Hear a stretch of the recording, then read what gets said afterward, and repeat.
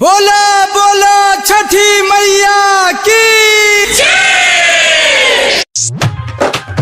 छठी मैया के पूजा होई है तू जान के छठी मैया के पूजा होई है तू जान के छठी मैया के पूजा होई है तू जान के मिलै के मिल गेलै बढ़िया बहाना करिहे नहीं जान है कोई हमरा तू माना भूली है नहीं बात तहु रखी है ध्यान गे छठी मैया के पूजा है तू जान गे छठी मैया के पूजा है तू जान गे मिलै के मिल गेलै बढ़िया बहाना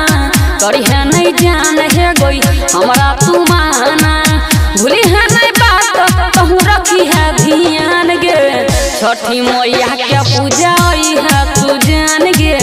छठी मैया के पूजा है तू जान गे। अभी आप सुन रहे हैं निराला म्यूजिक जदिया से शानदार प्रस्तुति। छठी मैया के पूजा है तू जान गे छठी मैया के पूजा है तू जान गे साल साल भर कहरबै छी इंतजार गे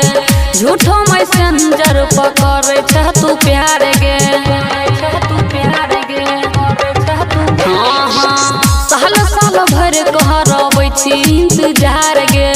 झूठो मैसेंजर पकड़े छ तू प्यार गे मिलै के लगैने छियौ हम यहाँ सगे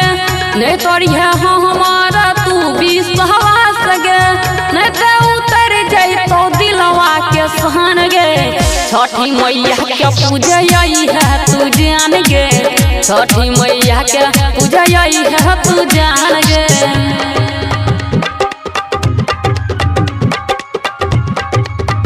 मिक्सिंग बाय मंटू मुस्कान। छठी मैया के पूजा है तू जान गे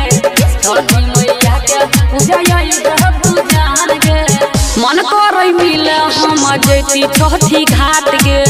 पूजा करती है मिलके दोनों के साथ गे हाँ हाँ मन करे मिले हम जैती छठी घाट गे पूजा करती है मिलके दोनों के साथ गे मंटू मुस्कान के मान ले तू बात गे नीति सनी गम के छोड़ी है नहीं साथ गे प्रसाद राज के रखी है ध्यान गे छठी मैया के पूजा है तू जान गे छठी मैया के पूजा है तू जान गे मिलै के मिल गेलै बढ़िया बहाना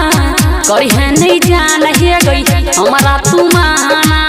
भूली है नहीं बात तहु रखी है ध्यान गे छठी मैया के पूजा है तू जान गे छठी मैया